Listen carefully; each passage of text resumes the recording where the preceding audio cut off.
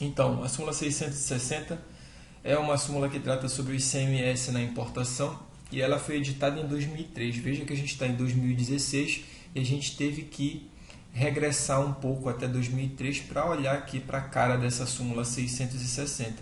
Porém, para entender o problema que envolve, né, o histórico aí dessa súmula, a gente precisa voltar mais um pouco, fazer uma digressão ali a partir da Constituição de 88.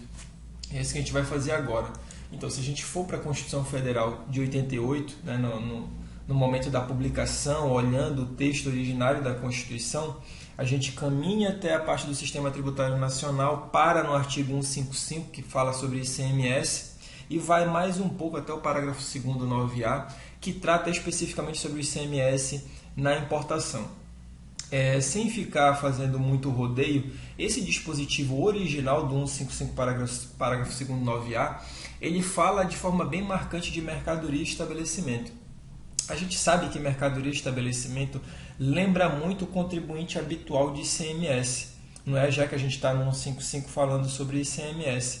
Como esse dispositivo está falando sobre mercadoria e estabelecimento, ao tratar sobre o ICMS na importação, à época da Constituição Federal, pairou ali uma dúvida se esse dispositivo também se aplicava para a pessoa física que está importando para o seu uso, né? Haja vista que o dispositivo está falando em mercadoria e estabelecimento.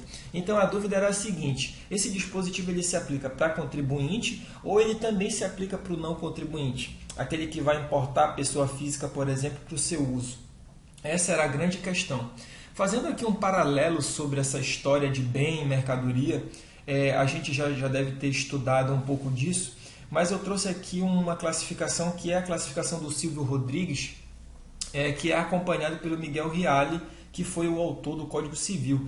Então, de forma assim bem direta, a classificação que a gente tem aqui é que coisa é gênero que comporta a espécie bens, e quando eu pego um determinado bem e atribuo ele determinadas qualidades, ele chega a ser uma mercadoria. Então percebe que mercadoria é um tipo de bem que tem algumas características especiais. A gente que estuda tributário já deve ter ouvido falar nessas características: o ambiente de mercância, finalidade lucrativa, volume, habitualidade. Então, são algumas características que fazem um determinado bem conseguir ter as características para ser chamado de mercadoria. Eu trouxe uma caneta, a imagem de uma caneta, para que a gente consiga fazer uma pequena abstração bem rápida para entender essa diferença de bem e mercadoria. Se a gente pegar essa caneta, por exemplo, e pudesse caminhar na cadeia produtiva dela, partindo ali da indústria, a gente ia conseguir enxergar bem a diferença de bem para mercadoria. Porque, vejam, quando você caminha na cadeia produtiva, saindo da indústria, passando pelo atacadista, distribuidor, varejista, até que se chegue no usuário final, se você olhar a caneta fisicamente, ela é a mesma caneta, mas juridicamente não. No momento em que ela está na indústria sendo repassada para o atacadista, e o atacadista vai revender para o varejista vai revender isso para o usuário final, por exemplo, essa caneta pode ser chamada de mercadoria porque a gente percebe o contexto de mercância ao redor dela. Então é como se você precisasse olhar extrinsecamente a caneta para poder classificar ela, porque olhando fisicamente ela é a mesma caneta. Já quando ela chega na mão do usuário final, você olha o contexto da caneta e vê que já não tem mais ambiente de mercância. Ou seja, você já não pode chamar mais essa caneta de mercadoria. Ela vai ser um bem, só que agora ela não vai ter mais as qualidades que fazem com que a gente possa chamá-la de mercadoria. Beleza? Então, na mão do usuário final, essa caneta não passa de um mero bem de forma genérica. Dito isso, a gente volta lá para a análise do dispositivo e agora com essa lembrança um pouco mais técnica, a gente vê que claramente esse dispositivo aqui deveria estar falando do contribuinte habitual, do ICMS. E era exatamente essa que era a tese defendida pela advocacia tributária. A advocacia tributária dizia que esse dispositivo, indo até numa análise além, esse dispositivo foi trazido pelo legislador constituinte originário para regrar, para proteger a nossa economia nacional. Ou seja, se o cara está importando para ele colocar esse produto aqui dentro, essa mercadoria aqui dentro, para continuar uma cadeia produtiva, fazer concorrência com as empresas nacionais, a gente precisava, até por uma questão de isonomia com as empresas nacionais, tributar esse cara que está trazendo isso, não é? Esse contribuinte habitual. O mesmo não ocorre quando o cara está importando para o seu uso. É uma pessoa física não contribuinte, por exemplo, que está importando para o uso dele, ele não se encaixa nesse perfil desse dispositivo. E essa que era a tese que era defendida pela advocacia tributária. Então, através dos recursos extraordinários, com o decorrer do tempo, ela conseguiu chegar até o STF e fez o pedido. STF, você que é o guardião da Constituição, é o órgão que é competente para analisar a Constituição Federal, faça uma análise restritiva, por favor, desse dispositivo. Analise o dispositivo de forma restritiva e acabe com essa dúvida. Acabe dizendo que não incide o ICMS na importação quando o cara for um não contribuinte que vai importar para o uso dele, uma pessoa física não contribuinte que está importando para o seu uso, porque não se encaixa no perfil que a Constituição buscou regrar. Entende? Então, se a gente caminhar um pouquinho para frente, agora a gente vai ver os REs de 98, 99 e 2000, o Supremo Tribunal Federal começou a mostrar uma determinada inclinação quanto a essa tese trazida pela advocacia tributária. Ele começou a acolher essa tese, tanto que nos REs ele começou a afastar a tributação para aquele não contribuinte, usuário final, pessoa física, da incidência do ICMS na importação. Ficou claro para o STF, acompanhando a advocacia tributária, que aquele dispositivo falava do contribuinte habitual que está importando para continuar a cadeia produtiva dentro do país e fazer concorrência com as empresas nacionais. Não é? Ficou tudo muito bonito, a pessoa física que estava importando para o seu uso não estava sofrendo a incidência do imposto, só que aí vem a mente, olha a cara do contribuinte habitual. O contribuinte habitual olhou para esses REs e ficou pensando, legal, né? Então quer dizer que o STF está afastando a tributação quando o cara é não contribuinte usuário final, né? Então, beleza, eu vou arrumar um monte de usuário final que supostamente esteja importando esse bem para o seu uso, quando na verdade eu estou colocando um monte de laranja para importar mercadoria e eu vou pegar isso e vou revender aqui dentro. Então percebe a cara do contribuinte habitual e a intenção dele em sonegar e praticar essa dissimulação. Por conta disso, melou essa ideia do Supremo Tribunal Federal de afastar a tributação da pessoa física que estava importando para o seu uso. Então, o que foi que aconteceu? Como o STF já vinha se inclinando e o dispositivo original não deixava muito claro, o que foi que o Estado fez? O que aconteceu foi isso aqui, olha, o Estado olhou para a cara do contribuinte falando, tu te acha espertinho, né? Então, por que tu não dá uma olhada nessa emenda constitucional 33 aqui de 2001, que vai acabar com essa ideia dessa interpretação restritiva do Supremo Tribunal Federal? E foi exatamente isso que aconteceu.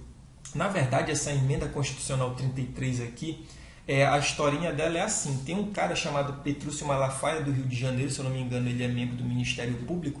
Ele é o autor da PEC. Essa PEC saiu da Assembleia Legislativa do Rio de Janeiro e rodou a maioria das assembleias do Brasil, como prevê o artigo 60, inciso 3, essa possibilidade, né? A maioria das assembleias legislativas, pela maioria relativa dos seus membros, conseguiu fazer com que esse projeto subisse e fosse aprovado ali para emendar o 155, parágrafo 2º, 9A.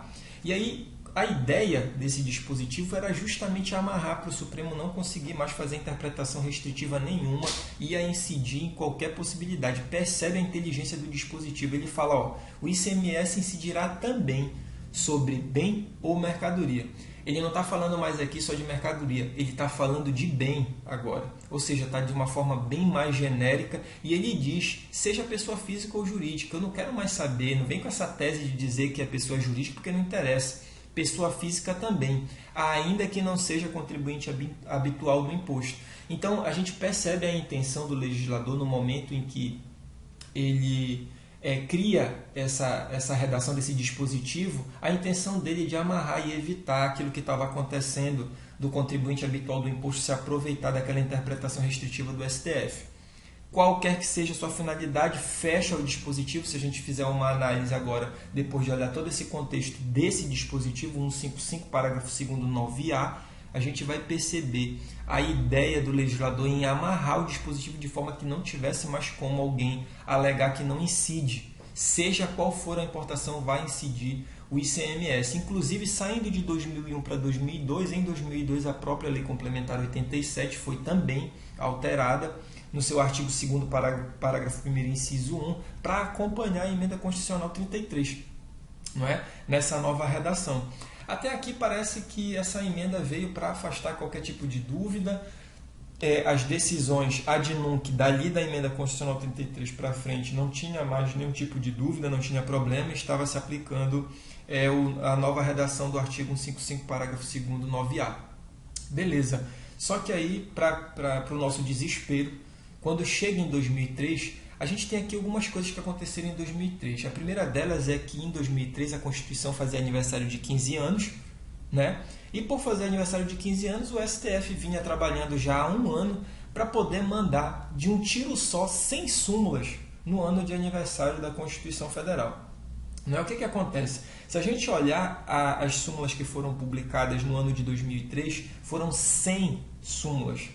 E antes dessa primeira súmula aqui, de 2003, a 622, se você olhar a 621, você vai ver que ela é de 1984, salvo engano. Ou seja, fazia muito tempo que o Supremo não editava uma súmula. Chega em 2013, ele dá-lhe um tiro e publica 100 súmulas. Imagina o desespero do concurseiro nessa época, acordar de manhã cedo e ver que tem 100 súmulas novas para ele decorar. Bom, dessas súmulas, essas súmulas elas estão enumeradas por assunto. Então a gente tem as súmulas tributárias da súmula 656 até a 670. São 15 súmulas e dentre elas a gente tem aqui a nossa súmula-alvo, que é a 660. A gente vai ver o teor dela. Olha só o que o Supremo Tribunal Federal fez. Reflita comigo. Lá em 2001, aquela emenda constitucional 33 amarrou qualquer possibilidade de se afastar a incidência do tributo. E aí me vem o STF em 2003 e olha o teor da súmula 660. Não incide ICMS na importação de bens por pessoa física ou jurídica que não seja contribuinte do imposto. Isso daqui causou um furdunço danado, uma confusão danada, não é?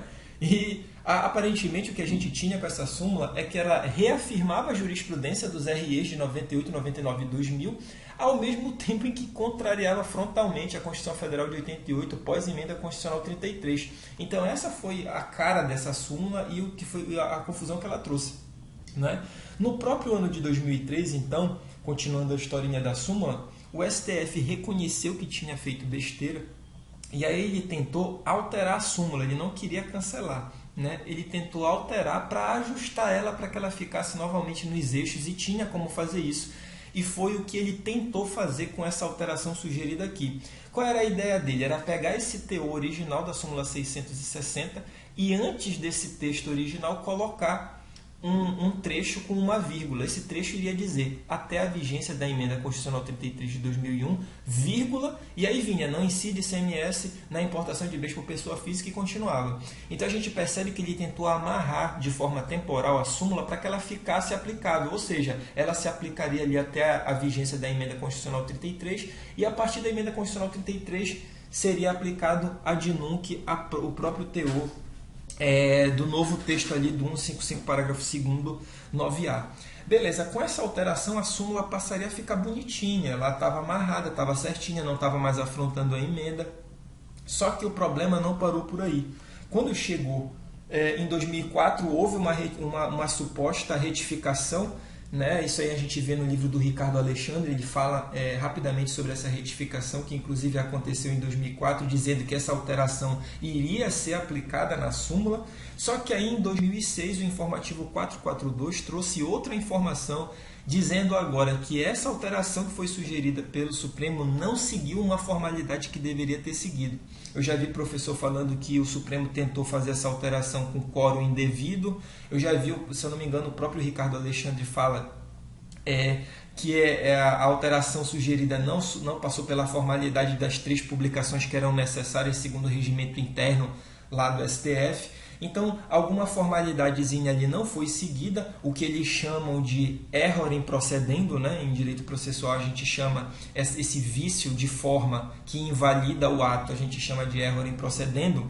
Então, o que aconteceu com essa tentativa de alterar 660 para deixá-la bonitinha foi que eles alteraram, a intenção era boa, para acabar com a besteira que tinham feito, mas fizeram uma nova besteira não seguindo a formalidade que era necessária. Então, em 2006, para variar, o teor original e errado da súmula 660 voltou a valer, sem aquele trecho até a vigência da emenda constitucional 33, que tornaria a súmula mais correta.